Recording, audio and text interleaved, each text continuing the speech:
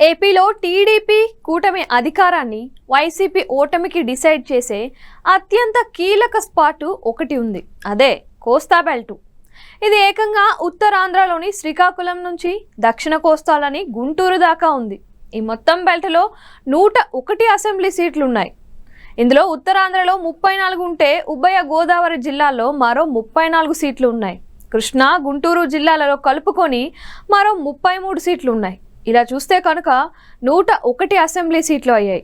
ఇందులో 70 సీట్లు కనుక కూటమికి వస్తే అధికారం వారిదే అని అంచనా. ఆ స్పీడ్ని ఆపడం వైసీపీ వల్ల కూడా కాదు అనే టాక్ వినిపిస్తుంది. అదెలా అంటే గతసారి కూడా అంటే 2014లో టీడీపీ కూటమికి ఇక్కడే మ్యాజిక్ ఫిగర్ 88కి దగ్గరగా సీట్లు దక్కాయి. దాంతో ఏ పేచీ పూచీ లేకుండా సీఎం సీటు టీడీపీ పరమైంది. ఈసారి కూడా అదే మ్యాజిక్ ఫిగర్ దక్కుతుందని కూటమి బాగా నమ్మకం పెట్టుకుంది.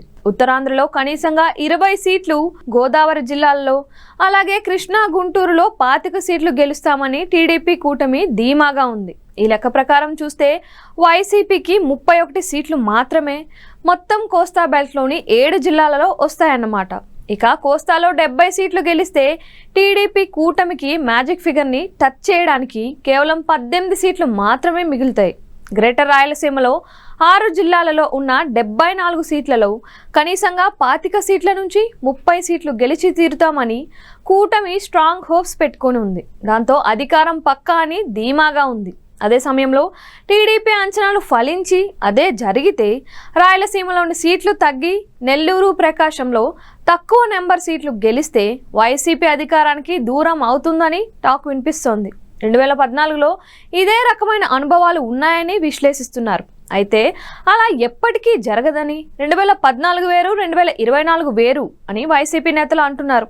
తమకు కోస్తా బెల్ట్లో ఖచ్చితంగా 50 దాకా సీట్లు వస్తాయని, గ్రేటర్ రాయలసీమలో మరో 50 సునాయాసంగా వస్తాయని, ఈ టోటల్ నెంబర్తో ముందు ప్రభుత్వాన్ని తామే ఏర్పాటు చేస్తాం అని చెబుతున్నారు.